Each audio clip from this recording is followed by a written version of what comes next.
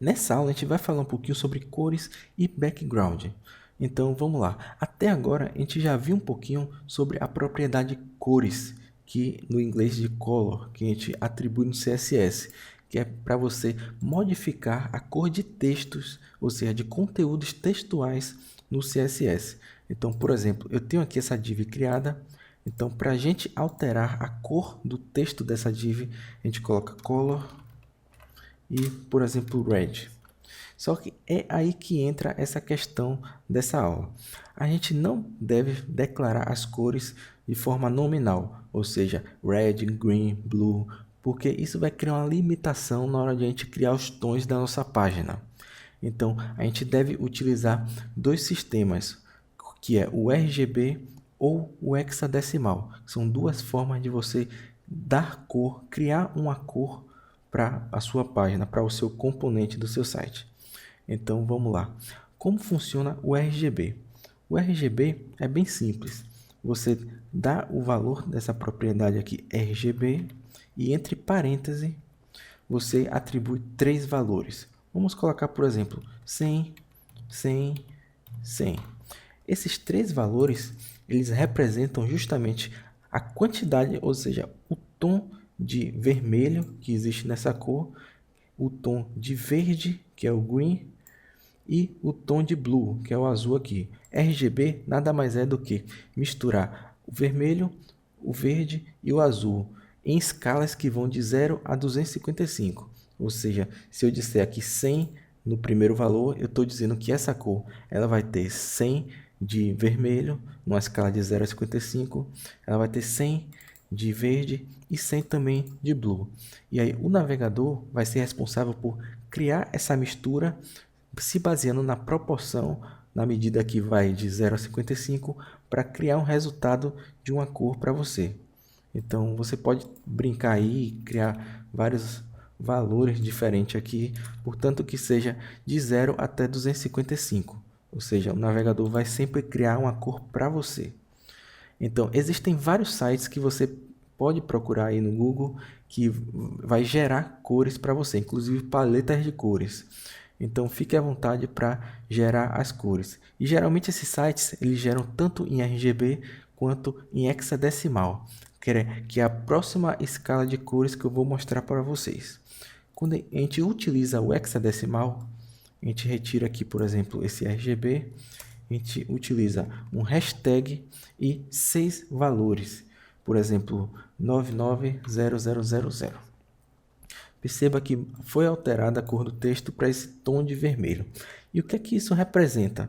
Os dois primeiros valores representam justamente a escala de vermelho do RGB, que é a letra R do RGB. O terceiro e o quarto valor é o green e o quinto e o sexto é o blue. Ou seja, ele segue um sistema parecido com o RGB, de misturar o red, o green e o blue para gerar as cores.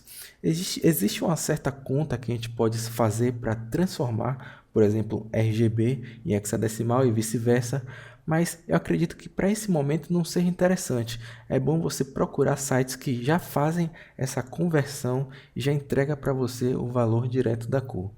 Ou seja, esses são os formatos de cores mais indicados para você utilizar, que é o hexadecimal ou o RGB. Agora, eu utilizei até agora a propriedade color, que é para a gente alterar a cor de texto. Só que existe também a possibilidade de a gente alterar a cor de fundo dos elementos do HTML. E essa propriedade é chamada de background. Pronto, perceba como a div ela teve uma cor totalmente preenchida de fundo, que é esse vermelho aqui, através dessa propriedade background aqui. Então, a gente pode colocar a cor que a gente quiser e que ela vai representar a cor de fundo dessa div que a gente tem. Só que além da gente colocar background color, no caso, a gente pode colocar uma imagem também no background. Ou seja, se a gente colocar, por exemplo, eu vou colocar uma largura específica dessa div aqui, por exemplo, 400 pixels, e vou colocar uma altura também específica. Só para a gente enxergar melhor. Então vamos lá. Por enquanto eu criei um background e coloquei apenas a cor, mas eu posso colocar uma imagem no lugar dessa cor.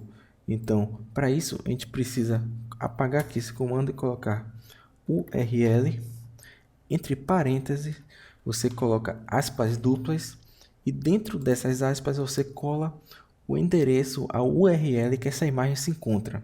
Eu vou pegar aqui como exemplo essa imagem aqui da nossa logo. Então, eu vou copiar o endereço da imagem e vou colocar aqui. Pronto. Perceba que o plano de fundo dessa nossa div ficou com a imagem que a gente colocou a URL aqui. Agora, você pode estar se perguntando por que a imagem ficou repetida várias vezes.